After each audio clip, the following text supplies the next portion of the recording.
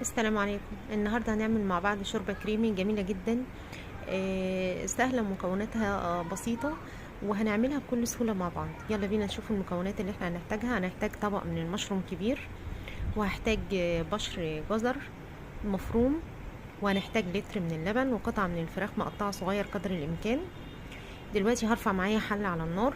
الحله دي فيها معلقتين زيت على معلقتين زبده، وهنزل فيها بقطع الفراخ لما يسخنوا كويس. ايوه كده. واول ما الفراخ تغير لون بس معايا، هنزل بقى عليها بالتوابل بتاعتنا: فلفل اسمر، هنزل عليها بمرقه ماجي، وملح، وبصلايه مفرومه بالشكل ده، واديهم تشويحه شويه مع بعض. وبعد كده هنزل عليهم بمعلقتين من الدقيق كبار، ونديهم تشويحه كويسه جدا مع بعض من غير الدقيق ما ياخد مننا لون. نحس بس ان هو اتحمص كده معانا. هنزل عليه بالجزر المبشور، واخر حاجه المشروم،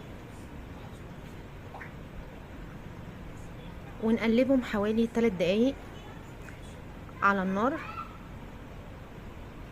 كل ده الدقيق معانا بيتحمص كويس.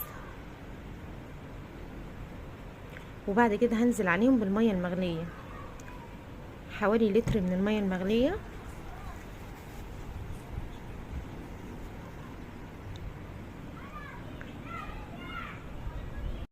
اول ما هتنزلي بالميه المغليه هتلاقي بقى التكتلات بتاعه الدقيق بتفك معاكي، بس بيديكي قوام جميل جدا للشوربه.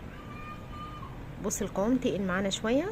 اديتهم غلوه والتانيه، وبعد كده هنزل بلتر اللبن بالشكل ده. طبعا بعد ما ظبطت الحياء بتاع الشوربه بتاعتنا، انا ما كترتش في التوابل، يعني هو ملح وفلفل اسمر ومرقه الماجي كده تمام. هسيبهم برضو ياخدوا غلوه مع بعض بالشكل ده حوالي 3 دقايق. وهنزل بقى بكريمه الطهي. هنحتاج معانا كوبايه، من نص كوبايه لكوبايه كريم طهي. دي اخر حاجه، وبعد كده خلاص بطفي، وكده هي جاهزه معانا. لو حبيتي تحمصي جنبها توست او عيش فينو.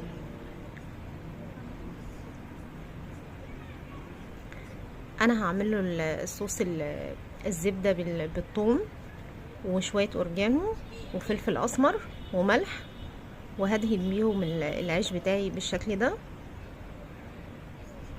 تقدري تدخليهم الاير فراير او تدخليهم الميكرو